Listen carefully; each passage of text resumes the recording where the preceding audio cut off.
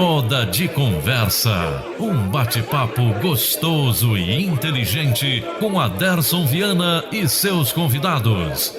E no nosso Roda de Conversa de hoje temos a alegria e a satisfação em receber o nosso amigo Mário Divo. O Mário é consultor, Master Coach, Mentor e Advisor, formado aí pelo Instituto Holos de Qualidade, através do sistema ISOR, também formação em Coach Executivo e de Negócios pela SBC, a Sociedade Brasileira de Coaching. É CEO da plataforma Mental Flute e da MDM Assessoria em Negócios e também mentor e colaborador da plataforma Cloud Coaching. Neste ano de 2021, Mário Divo completa meio século de atividade profissional ininterrupta, hoje estando dedicado à gestão de negócios e de pessoas. É PhD pela Fundação Getúlio Vargas, com foco em gestão de marcas globais. E também mestre em ciências, também pela FGV, com foco em dimensões do sucesso em coaching, contexto brasileiro. Então, Mário, seja bem-vindo à Rádio Web Metanoia, no programa Fala Coach e principalmente no nosso quadro Roda de Conversa. E o tema que você nos traz hoje é um tema muito interessante. O coaching cumpre o que promete? E eu penso, Mário, que essa temática ela é destinada a quem quer conhecer melhor o coaching, né? Para quem pensa em fazer o processo de coaching, mas fica um pouco inseguro, não sabe como escolher aí um bom profissional, uma boa metodologia, né? Um bom conjunto de referenciais para poder conseguir realmente fazer o processo de autodesenvolvimento, né? E penso também que essa temática servirá muito para nós que somos coaches.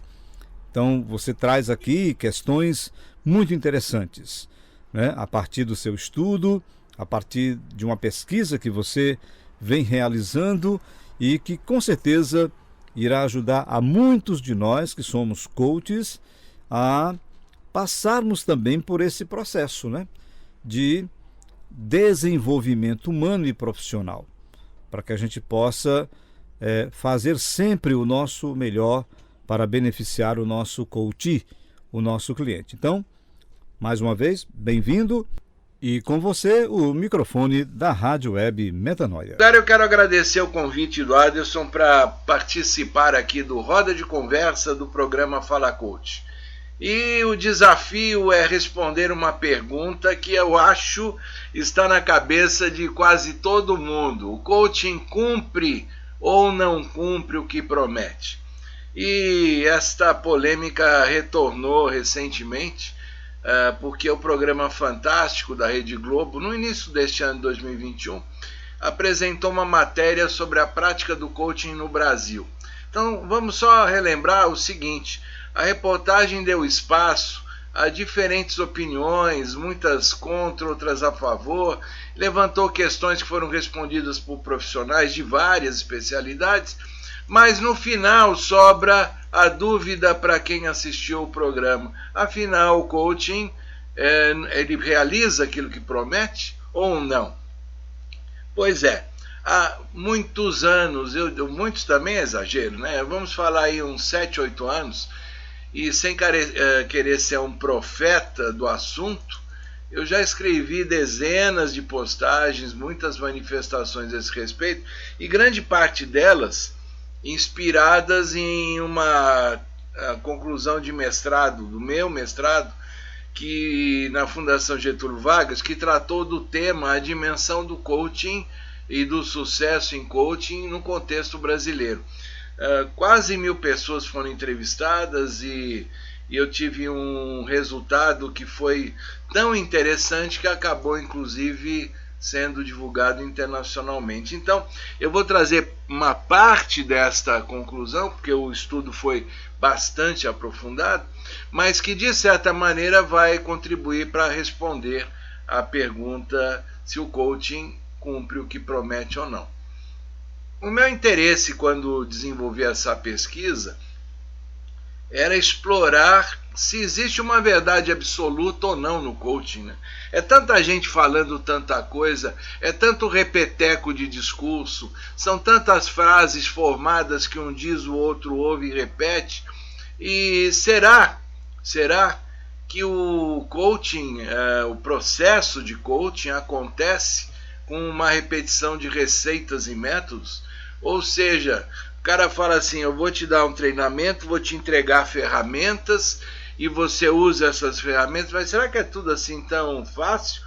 Será que tem um nível de charlatanismo nisso? Ou é assim mesmo que funciona? Então, a gente, para responder aquela pergunta, precisa entender o seguinte: qual é a base teórica ou científica que nos leva a acreditar que o coaching cumpre o que promete? Nos dias presentes, né, essa questão de vamos acreditar na ciência, devemos seguir a ciência, sem mais polêmicas, nós temos ouvido muito por conta da pandemia. E a ciência, ela sempre tem como explicar melhor por que algo deve ser feito, ou por que algo funciona, ou por que algo, naquela maneira, naquela prática, tende a dar resultado.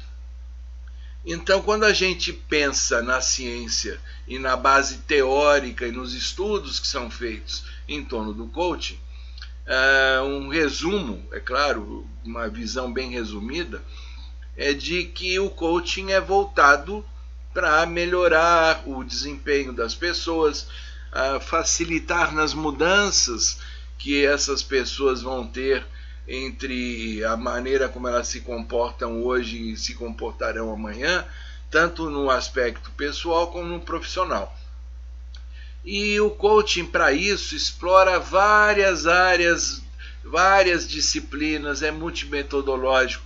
Ele explora conceitos ligados à biologia, neurociência, psicologia e entre tantas outras disciplinas que existem e que de alguma maneira elas vão fazer parte do processo na relação entre o profissional de coaching, que é o coach, e o seu cliente, que é o que muitas vezes alguém prefere chamar de coach. Eu prefiro chamar de cliente, mas coach é a maneira também adequada para se chamar o cliente de um processo de coaching. Bom, continuando então, nesses estudos que eu fiz, eu encontrei um trabalho muito, mas muito interessante de uma pesquisadora americana chamada Vic Brook.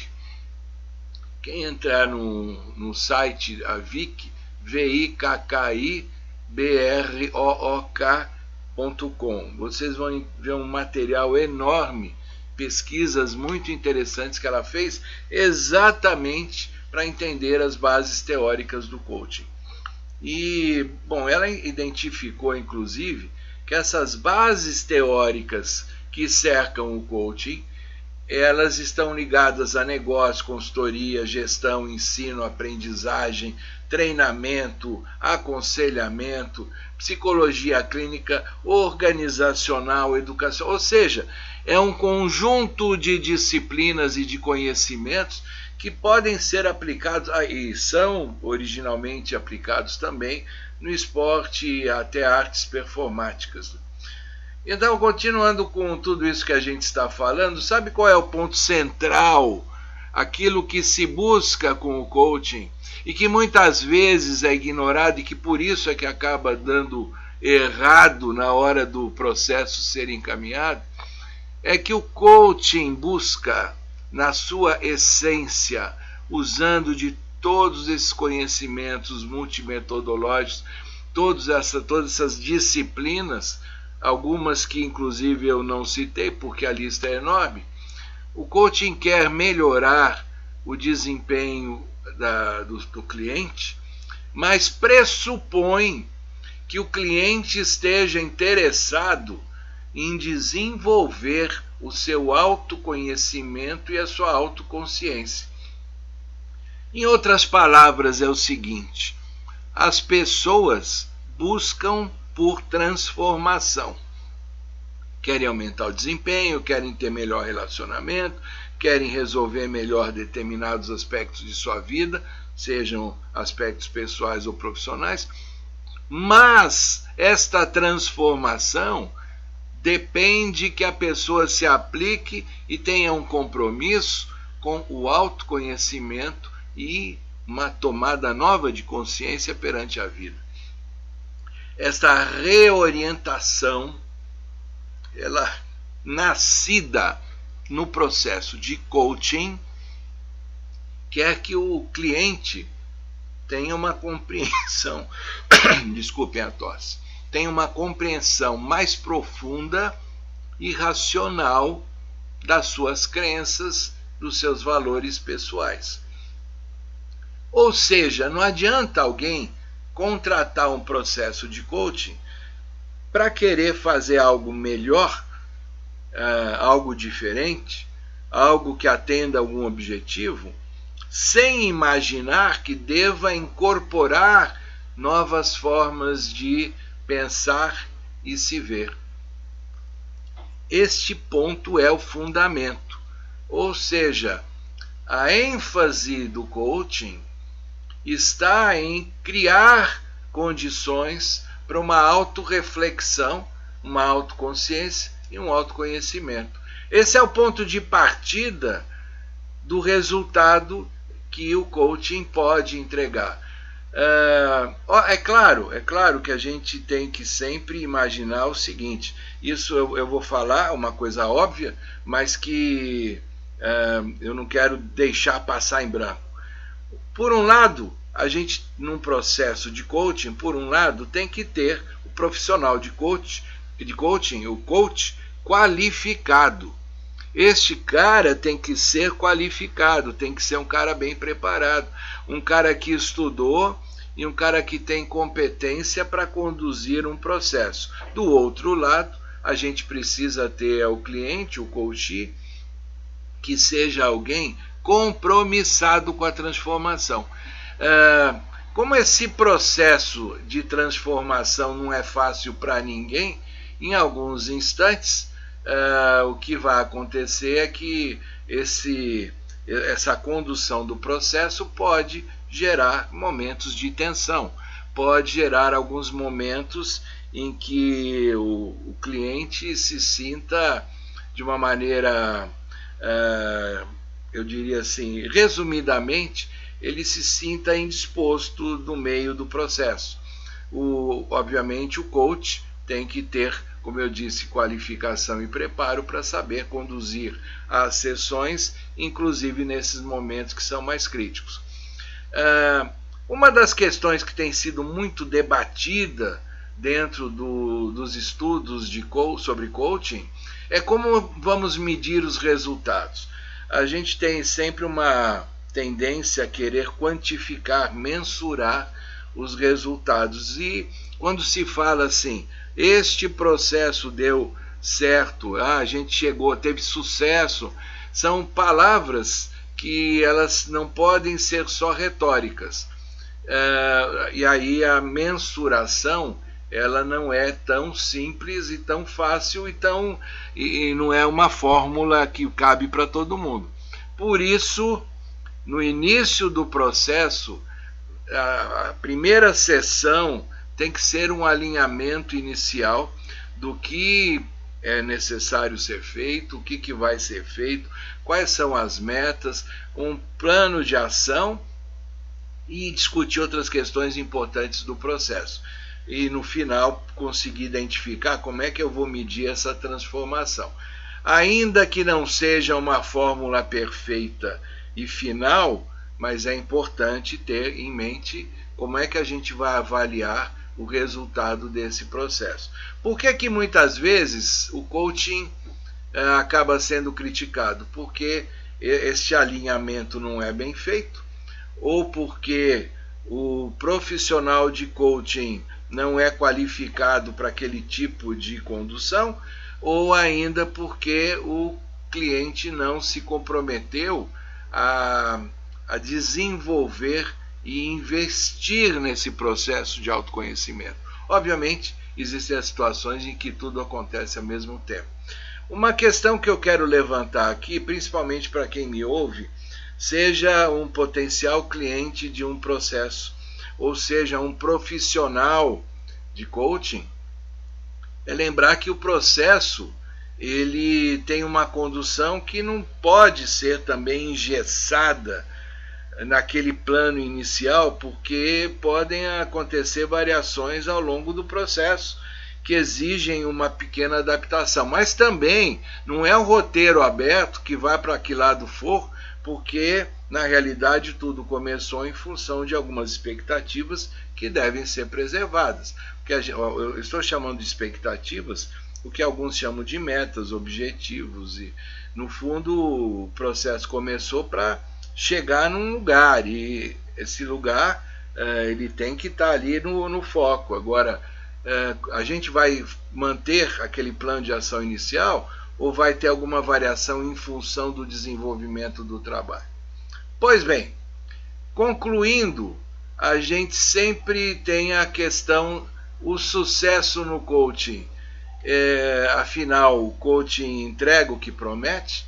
Relembrando, o coaching é um conjunto de práticas multimetodológicas que são aplicadas, que são reconhecidas, têm base teórica, e a gente, quando vai desenvolver um processo de coaching, tem compromisso com várias questões que são ligadas ao encaminhamento adequado para o cliente, mas sempre lembrando que o cliente, para conquistar uma transformação, precisa investir, ter foco, ter atenção nesta questão da autorreflexão, da autoconsciência e do autoconhecimento. Eu vou finalizar aqui fazendo uma metáfora, e agora fica aqui o recado mais para os profissionais de coaching que gostam de repetir fórmulas, instrumentos, ferramentas, esse monte de nomes que se dá, e não investem, digamos, em aprendizado contínuo eles mesmos, enquanto profissionais de coaching. Ainda que possam alguns querer me criticar depois, mas é uma forma de uma metáfora que é a seguinte: todo mundo sabe que se você quebrar um ovo sobre uma frigideira e bota um pouco de azeite, você faz um omelete. Basta quebrar um ovo e você vai fazer o omelete. E você aí fica pensando o seguinte: se é tão simples fazer um omelete, por que existe aquele cozinheiro, aquele chefe de cozinha, aquele cara que tem com carinho, competência, higiene, esmero e várias competências que ele aplica, ele faz um omelete que te deixa com vontade de quero mais? E por outro lado, você tem o cara que é o cozinheiro, que quebra o ovo, faz um omelete, depois de você experimentar, você diz assim: eu nunca mais vou comer omelete na minha vida. Ora, se é tão simples fazer o omelete, por que uns fazem o omelete que você nunca mais quer comer e tem aquele que faz o omelete que você fica com gosto de quero mais? Este é o cenário que nós devemos mudar. Ou seja, o coaching tem base teórica, tem base científica, lida com disciplinas e lida com questões que já são reconhecidas como resultados para o desenvolvimento humano. Agora, na hora que você vai aplicar tudo isso, é importante ter de um lado o profissional que sabe aplicar tudo isso, ou então vai fazer um omelete que é um desastre. Agora, por outro lado, e usando essa mesma metáfora, a gente tem que ter um cliente que queira se desenvolver, que queira ter um grau de conhecimento e que esteja voltado a, digamos assim, experimentar este omelete. ele certamente ele vai saber identificar o omelete que é ruim e o omelete que é excelente. E na minha pesquisa, completando, eu também investiguei o insucesso. E o insucesso em geral, que eu digo como insucesso, são processos que foram interrompidos no meio, nasceram de um conflito entre o que o coach, o cliente, tinha como expectativa, o que o coach conseguia entregar, e esta era uma diferença tão grande que foi a mesma coisa que entregar um omelete ruim para uma pessoa que tinha um paladar um pouquinho mais apurado. Pense em tudo isso que eu falei e aí fica a resposta. O coaching entrega o que promete? Sim, ele entrega quando existir um compromisso adequado entre um profissional competente e que se desenvolveu e está pronto para trabalhar com o seu cliente, e um cliente que tem vontade de se transformar e se conhecer melhor. É isso daí, um grande abraço para vocês, daqui a pouco a gente volta. Maravilha, Mário, muito interessante a abordagem que você nos apresentou aqui inicialmente. O tema é bastante provocativo, né? O coaching cumpre o que promete? E o que é que o coaching promete? Não é? E você veio nos pontuando aí, a partir da abordagem da reportagem apresentada pelo Fantástico no início do ano, que trouxe diversos pontos de vista sobre esta atividade, né, sobre este processo, e que realmente, a partir daquela abordagem que foi apresentada, nós vimos que existem várias modalidades de coaching, existem várias maneiras, né, de ajudar o coach, que é o cliente, dentro desse processo de reformulação que ele quer promover em sua vida. E você trouxe aí um dado muito interessante a partir da sua pesquisa, que quando se verifica essa diversidade, ou esse leque de modalidades de coaching, tem que se levar em conta, né, a escolha do profissional e também a escolha do método ou do conjunto de referenciais ou de ferramentas, né, como a gente chama também, porque existem várias escolas de coaching e é preciso que o cliente ou o coach, no momento em que ele busca um profissional dentro desta área e dentro da modalidade na qual está ali inserido, né, o problema ou a dificuldade dele, é importante que de fato ele tenha um conhecimento tanto da metodologia que será adotada, como também do profissional, informações sobre o desempenho daquele profissional e sobre a seriedade do processo, não é? Porque o coaching, ele promete o quê? Pelo que você nos pontuou aí na sua abordagem, o coaching, ele se propõe a oferecer a este cliente um conjunto de ferramentas ou de referenciais que irão ajudá-lo nesse processo do autodesenvolvimento, né? Da autocondução. Então, a gente não pode nunca olhar para o processo de coaching como sendo ele focado no coach. Então, o protagonismo está no cliente, porque quem irá promover este processo de mudança não será o coach, né? Você colocou isso aí para a gente. Então, é importante levar em consideração isso aí, né?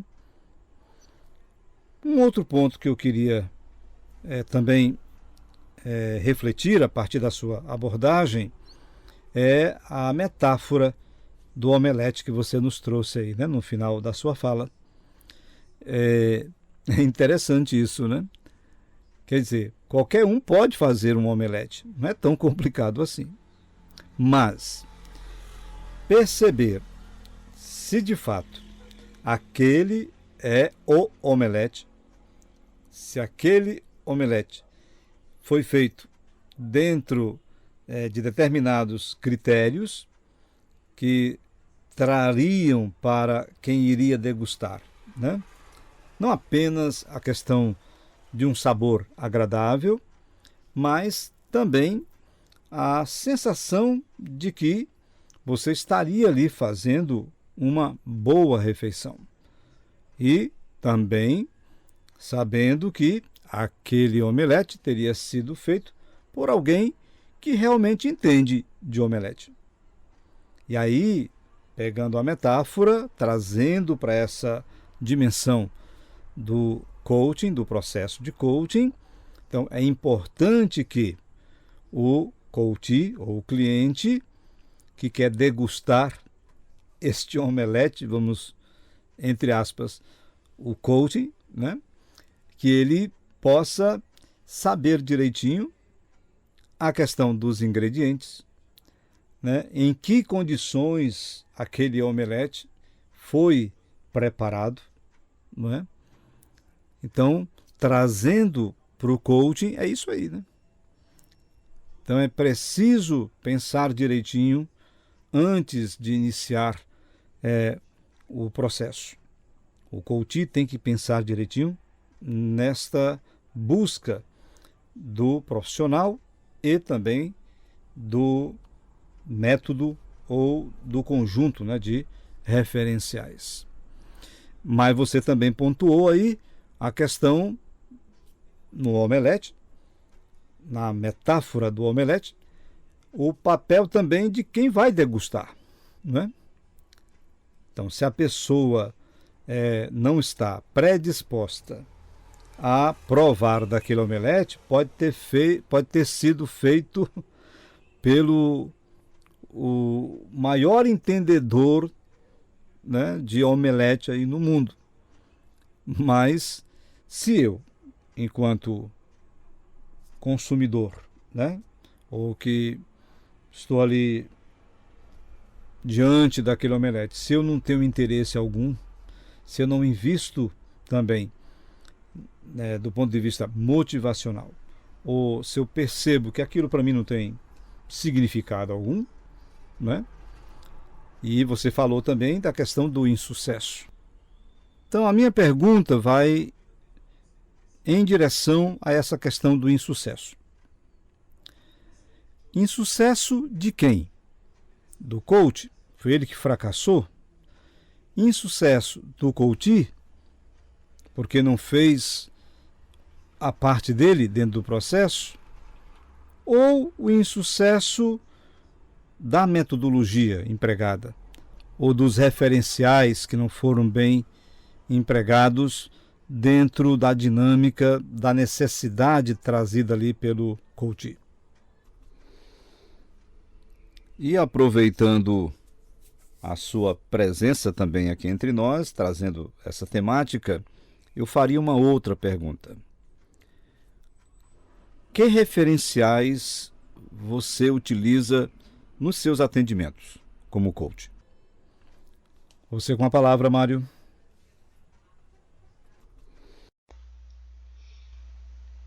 Alô, meu amigo Aderson, você me colocou uma batata quente na mão. São tantos comentários aqui, eu estou com tanta vontade de falar em torno de tudo que você abordou, além, é claro, das perguntas.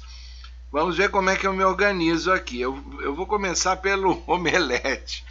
O omelete, você fez uma referência de que, associando com o coaching, de que a pessoa que vai comer o omelete também tem que estar com vontade de comer, senão, por melhor que ele seja, não vai funcionar. Aliás, eu me lembrei de um programa aqui do GNT chamado Chato para Comer. É um programa em que a pessoa é chata, não gosta de um monte de coisa, né, de alguns temperos ou de alguns tipos de alimentos. E um dos mais especializados chefes de cozinha aqui no Brasil, Claude Rogat, o desafio dele é preparar o prato de maneira que a pessoa goste. Ou seja, o cara é o bambambam da cozinha e o desafio é preparar um prato que a pessoa, por princípio, não vai ter vontade de comer. E, obviamente, aí a gente fazendo essa associação com o coaching, e, aliás, não só o coaching, qualquer tipo de intervenção humana, se a pessoa não estiver predisposta, se o cliente não estiver predisposto a se engajar no processo, não vai funcionar. E aí eu emendo com a questão que você citou do insucesso.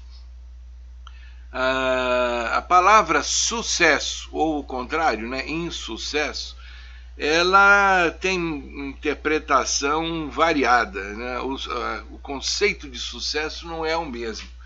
Na minha pesquisa, por exemplo, eu identifiquei uma coisa muito interessante. Quando o processo de coaching vai começar, existe um acordo entre o coach e o cliente de como vai ser conduzido, para que vai ser feito o processo, quais são as metas, os resultados esperados, e ao longo do processo que foi combinado, como eu disse, algumas variações podem ocorrer, mas a expectativa é de que no final se alcance aquela meta que foi determinada no começo.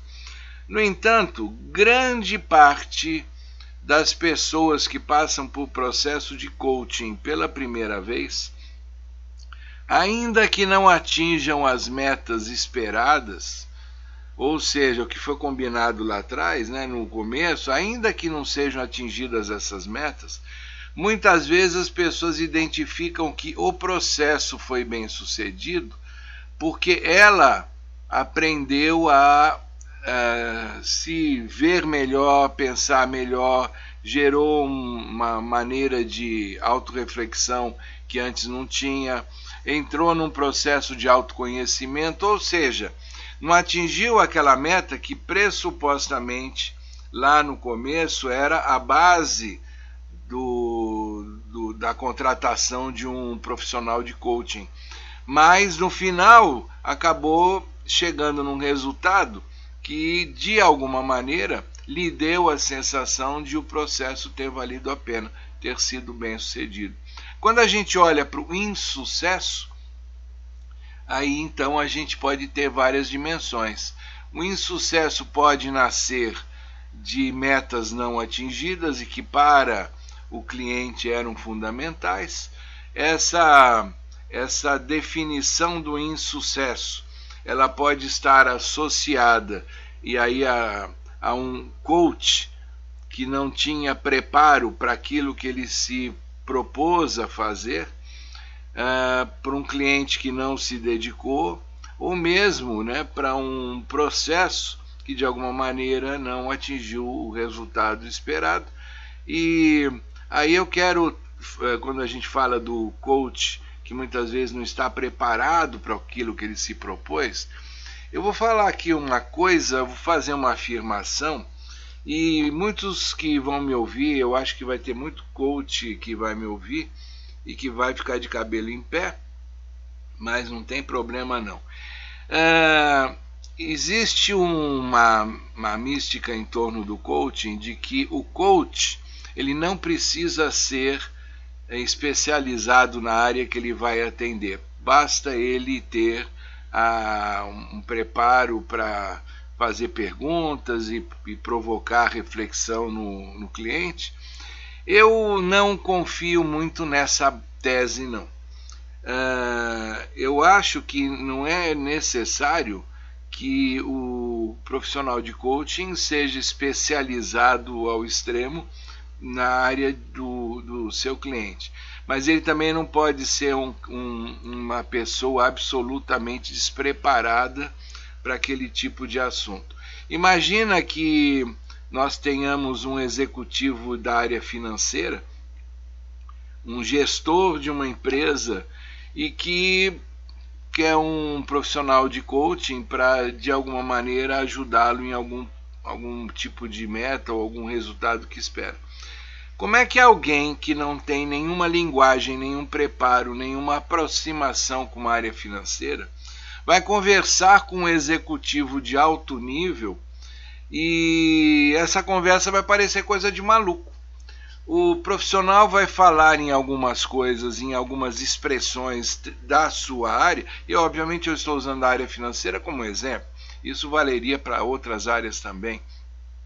Hoje em dia, muito provavelmente na área da saúde, como é que alguém vai estabelecer uma conversa com perguntas, estimulando respostas e tentando provocar um processo de autoconhecimento sem que tenha linguagem adequada para conversar com esse cliente? Então, volta lá no exemplo daquela metáfora lá do omelete. Imagina que você tem um cliente que chega lá no restaurante e que pede para falar com o cozinheiro como é que ele prepara o omelete, como é que é a forma, quais são os ingredientes. E o cara simplesmente não sabe, ele pega lá as coisas e faz meio no achômetro, no olhômetro. O que vai acontecer? Você vai desacreditar naquele profissional. É a mesma coisa quando se fala do insucesso no coaching. Nós temos várias possibilidades para gerar um insucesso. Entre elas, uma que aparece muito em pesquisas é essa falta de identificação entre o profissional de coaching e o cliente. E não só naquilo que muita gente chama de rapport, ou seja, aquela capacidade, digamos assim, de gerar uma aproximação, uma relação próxima, saudável, mas eu estou falando de conhecimento básico, mínimo, para um profissional de coaching trabalhar num tema específico que interessa para o cliente. E aí, Adelson, você fez um comentário que eu quero me dar o direito de corrigir. Você falou assim, o coaching ele tem o protagonismo no cliente. Isto é uma verdade. O protagonismo é o cliente que vai se apropriar, porque é ele que vai estar num processo de transformação, num processo de mudança em que ele vai estimular o seu autoconhecimento e a sua autoconsciência. Mas aí você falou o seguinte, abre aspas, que o processo, promover o processo de mudança não é ligado ao coach. Eu quero, só para não gerar ambiguidade, ficar uma dúvida, é o seguinte: o coach, ele não executa a mudança no cliente, obviamente, mas ele tem que, a partir de métodos ou referenciais e instrumentos, a sua própria experiência, ele tem que estimular que esta mudança aconteça no cliente. Então, quando você disse assim, que a mudança ela não vem, né, ela não nasce do coach, é bem importante deixar isto claro. A mudança ocorre no cliente. O coach estimula que o cliente chegue ao final de um processo com uma mudança, e essa mudança foi estimulada, ela foi acompanhada, ela foi apoiada pelo coach. Então é importante deixar isso claro. Resumindo, o coach apoia o processo, estimula que o cliente entre numa rotina cada vez maior de autoconhecimento, autorreflexão, autoconsciência, e essa mudança obviamente existe dentro do cliente.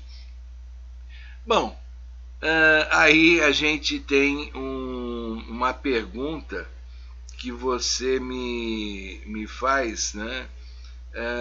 Que aliás não é bem uma das últimas perguntas, mas logo na abertura.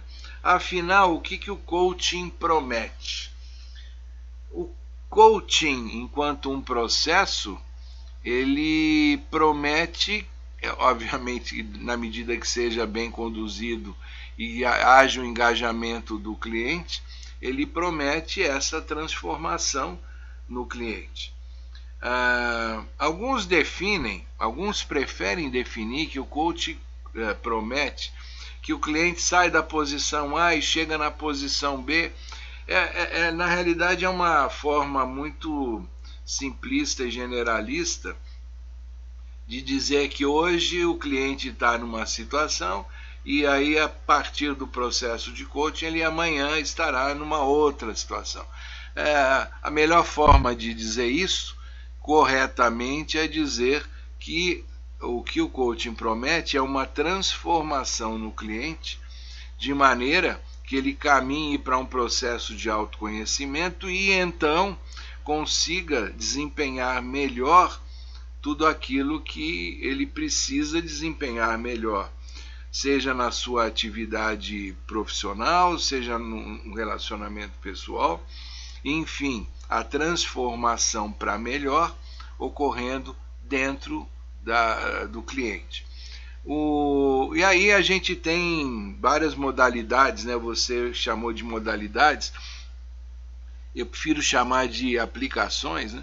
Então você tem o coaching, que é voltado para o executivo, o coaching de negócios, o coaching de times, o coaching de liderança, tudo isso que eu estou falando no lado profissional. Tem o coaching de carreira, existe aquela atividade de coaching que ela é mais voltada para a pessoa, né? No sentido do seu cotidiano, relacionamentos. A questão da aplicação do coaching, ela tem vários tipos de possibilidades, inclusive algumas vezes até com nicho. Eu já ouvi falar de pessoas que se especializam em coaching para apoiar pessoas, sejam homens ou mulheres, que ficaram viúvos e que precisam agora se repensar na vida, né? Ou seja, ficaram casados muito tempo, aí o cônjuge faleceu e a pessoa agora está sozinha e precisa se repensar. E nesta altura existem algumas especialidades de coaching que vão nesse nicho de necessidade. Então a aplicação do coaching, ela pode estar tanto no ambiente profissional quanto no ambiente pessoal, mas sempre dentro desse guarda-chuva que eu citei da transformação. A pessoa ela não vai ter regras recebidas de fora, mas ela vai ter caminhos para se entender, se repensar e, portanto, tomar suas novas decisões daí para frente. E uma outra palavra que foi citada são os referenciais, que você me perguntou. E como referencial, eu quero aqui fazer um comentário que a expressão referencial, dentro de uma visão acadêmica, ela tem muito a ver com qual a teoria que suporta, qual a teoria que está por trás de um determinado tipo de tema, no nosso caso aqui o coaching, né? Então, qual o referencial teórico? Qual é a base teórica que justifica o coaching? Isso eu comentei anteriormente. Então, mas e aí, na hora que a gente vai pensar na aplicação, que instrumentos, que ferramentas, são vários nomes que são dados, qual é o método? E aí a pergunta final fica: qual é a escola de coaching, ou qual é o tipo de abordagem que eu particularmente prefiro, o que não quer dizer que seja a única e sem querer excluir e sem querer fazer juízo de valor das demais. É uma questão de opção. Eu acho que é mais ou menos como alguém que, dentro da sua filosofia de vida ou pensamento, prefere um médico que seja homeopata do que um médico que seja alopata. É uma questão de acreditar e de se sentir melhor dentro de um determinado ambiente. No meu caso, eu fiz muitos cursos e tive contato com muitos tipos de, muitas escolas, né, muitas abordagens. Mas aquela que me encantou mais e, digamos, está mais alinhada com minha maneira de ser, de pensar hoje, é o Instituto Holos, que tem um sistema próprio de abordagem, que ele se chama sistema ISO, né? Esse sistema foi desenvolvido, é um conjunto de conhecimentos e de práticas que foram compiladas de várias ciências comportamentais e até de ciências exatas, né? Não só humanas, e que esse sistema é um conjunto que vai além de instrumentos e ferramentas, né? Mas na realidade ele é baseado numa questão de visão de mundo e ação. Ou seja, a gente, como ser humano, né, a gente vive uma realidade que está ao nosso redor, a gente tem nossa interpretação desta realidade e muitas vezes a gente tem uma necessidade de coerência, transparência, uma reciprocidade, ou seja, um intercâmbio entre como a gente enxerga o mundo e como a gente age. E tudo isto dentro de uma visão bastante humanista. Ou seja, o sistema ISO, ele conjugou vários tipos de conhecimentos, de várias áreas de conhecimento, conjugou isso num método, num referencial, e que é aplicado como base do trabalho, ou seja, a questão desse lado mais humanista, desse lado mais de transparência, ele favorece com que a gente trabalhe a relação entre coach e cliente de uma maneira, como eu disse, mais humana, muito mais integrada dentro de uma visão de mundo, em que a gente tem interpretações que muitas vezes, quando eu digo a gente, inclusive isso vale para o coach, tá? A gente muitas vezes tem interpretações baseadas em crenças, e essas interpretações elas não podem interferir no nosso processo decisório se a gente não tiver clareza de onde a gente pode intervir ou onde a gente não pode intervir. O estímulo ao autoconhecimento, inclusive pelo sistema ISO, remete a que a gente tenha clareza na interpretação do que está ao nosso redor. É como se fosse uma lente focada ou desfocada. Ou seja, eu consigo enxergar melhor o que está ao meu redor, e eu tenho clareza de onde eu tenho poder de fazer alguma coisa e onde eu não tenho. A gente tem que sempre ter em vista que o coach, como eu disse várias vezes, e para terminar, o coach ajuda o cliente nesse processo de autoconhecimento, autorreflexão, autoconsciência. Mas é importante que dentro deste processo não haja a ilusão de que eu posso tudo ou eu vou conseguir fazer tudo. A gente sempre vai ter limitações. E o sistema ISO nos ajuda, enquanto profissionais, a ter esta visão esta capacidade de agir em torno desta visão e de alguma forma fazer com que esse trabalho no processo de coaching, e que vale também para mentoria, para aconselhamento, ele consiga fazer o nosso cliente ter essa percepção de que na vida nós temos um lado que é nosso, de domínio nosso, e um lado sobre o qual a gente não tem domínio. Então o que a gente tem é a capacidade de julgamento e o livre-arbítrio de como a gente vai agir perante aquilo que a gente não tem domínio. Eu acho que essa é a grande essência do sistema ISO que me encanta, e com isso eu termino aqui minha fala e deixo aí o meu contato, www.mariodivo.com.br, para quem quiser falar comigo, esclarecer alguma coisa, ou criticar, ou dizer que eu falei alguma coisa que pode ser vista de forma diferente, mas fiquem à vontade. www.mariodivo.com.br, e eu me despeço de vocês, agradecendo mais uma vez a oportunidade de estar aqui no programa. Um abraço. Muito obrigado, amigo Mário Divo. Parabéns pela brilhante forma como você nos trouxe esta abordagem. O coaching cumpre o que promete.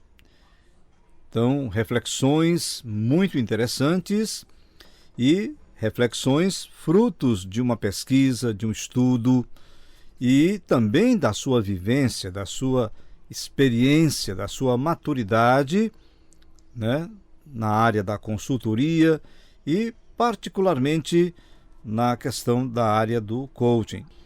E eu gostaria de pontuar aqui, Mário, e concordando plenamente com você, quando você nos trouxe o exemplo de que um cliente que é da área executiva, ele está lá precisando, né, de algum profissional da área do coaching para ajudá-lo a lidar com os processos que são próprios daquela dinâmica do mundo executivo. E esta colocação do Mário pode ajudar muito ao coach, ao cliente, na hora de escolher o profissional adequado para a questão que ele vem trazendo, né? Então, é importante a gente levar em consideração isso. E, Mário, eu gostaria de parabenizá-lo pelos seus 50 anos de atividade profissional ininterrupta.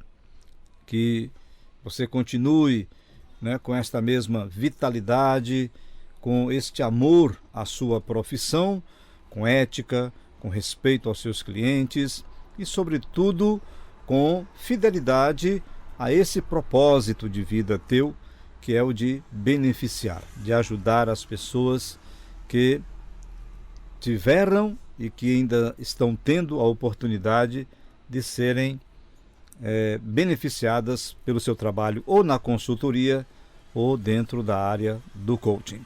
Um grande abraço e espero contar com um amigo em outras ocasiões aqui no nosso Roda de Conversa. E a você que nos acompanhou, muito obrigado e até o nosso próximo encontro. Roda de Conversa, um bate-papo gostoso e inteligente com Aderson Viana e seus convidados.